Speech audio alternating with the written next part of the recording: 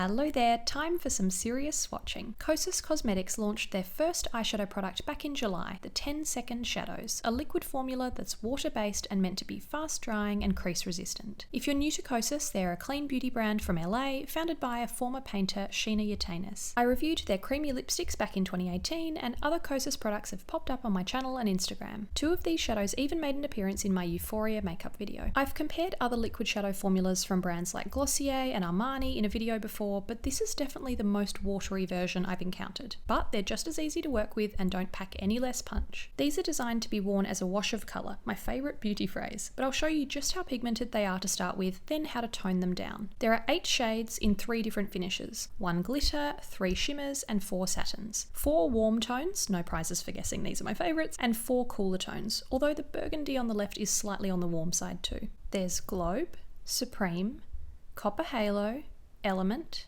Fahrenheit, 333, Waterfall, and Nitrogen. It's not hard to see just how watery this formula is. Sometimes liquid shadows are a bit creamy, but these mean liquid. A bit of separation can occur as a result, so shake them well to make the colour more even. You really do have to follow their instructions and shake quite furiously until you hear the little silver ball inside rattling. That's what helps the formula even out. And make sure you keep the tube upright when the lid's off or you'll have a major spill. The sleek tube has a doe foot applicator inside that's nice and wide to swipe all over the lid. The tube does narrow on the inside, but the doe foot still picks up a lot more product than I personally like to start off with, so I wipe the excess off both sides before applying. Let's meet the shades. Globe is described as a neutral champagne shimmer. You can see just how smooth this formula is. Watery does not mean patchy. It applies very evenly once you shake it up. I'd describe this colour as quite a deep champagne. Supreme is the only glitter finish of the bunch, a really warm glittery gold. This is the most sheer of all 8 shades, and it's the one that can look a little bit watery because it doesn't seem to have much of a base colour, just a lot of gold glitter throughout. Copper Halo is certainly my cup of tea, described as a warm coppery rose gold in a shimmer finish, instantly very pigmented and smooth. Not much of a rose gold on me though, far more on the coppery orange side, which I love. Element is the deepest shade, a warm chestnut and the third and final shimmer finish. But again, you can see you don't need much. The colour has quite high intensity, certainly not watery or particularly shimmery either. It's a great warm bronze terracotta. Fahrenheit has been a surprise favourite for me. We're now onto the satin finishes, and this is called a warm violet burgundy. It's a little more sheer and not as opaque as the 2 shades above, but I love the deep purple, burgundy, slightly red tone. 333 is another satin finish in a cool lavender. To me it looks a lot darker in the tube, but when it applies, cool lavender is accurate. Another one that's more on the sheer side, but an opaque finish isn't necessarily important to me with a pastel colour like this. Nitrogen is called a cool, pearly cobalt. A satin that certainly stands out from the crowd. I don't have any other blues this vibrant. Again, you can see that the satin finishes all apply in a more sheer way, but have dried down to look a little bit more solid. And last but not least, Waterfall, a cool baby blue. The 4th and final satin finish that's a really icy, wintry light blue. If you let any of the shades completely dry, you can layer more on to build the intensity. You can see how much the glitter and the first 2 shimmers catch the light, but I actually find that Element, the deeper bronze shimmer, looks more like the other 4 satin finishes below it. The formula is meant to be crease resistant, but I find wear time really tricky to comment on because it varies enormously from person to person, depending on your skin, your skincare, other makeup you're wearing, if you use a primer, the climate you live in, and so on. My eyeshadow usually creases fairly quickly, and I don't mind a lived-in look, but I was pleasantly surprised by just how long these stayed in one place. All by themselves, no shadow primer, and my crease didn't crease. When you blend them with your fingers, you don't feel like you're removing the product as you go, which can sometimes happen with liquid shadows. It dries quickly, but not so fast that you feel like you're rushing before it sets. That showed you how pigmented they can be if you apply quite a lot of the liquid, but I find them much more wearable, smudged with my fingertips, or you can use a brush to soften the edges. So let's see the more washed out version of Supreme, the gold glitter,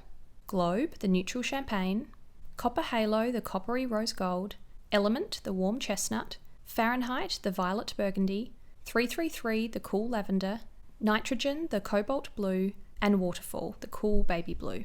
The shades really catch the light, and even the satins have a bit of life to them. They're not flat on the skin. If you want to make the colours even more low-key, start with a tiny swipe and smudge to diffuse the colour. Still plenty of pigment there, so you're completely in control of how much or how little you want to start with. I love the easy wash of colour these create. The 10-second name is pretty close, probably more like 10 seconds per eye for me, but it's an eyeshadow that looks like you've put in a lot of effort, but it's just one product. My top shades are Copper Halo, Element, and Fahrenheit, colours that add a bit of warmth and make my green eyes pop. Please let me know what you think of the Kosas 10-second shadows. Have you tried them? Which shades did you go for? Which colours caught your eye here? Or are you more of a powder shadow person? Please share your thoughts in the comments below. And let me know what else you're looking forward to seeing from Kosas. They're on my list for a brand overview in future. They just launched some lip oils that look very appealing, so I'd love to hear if you've tried those. Thanks for watching, see you next time!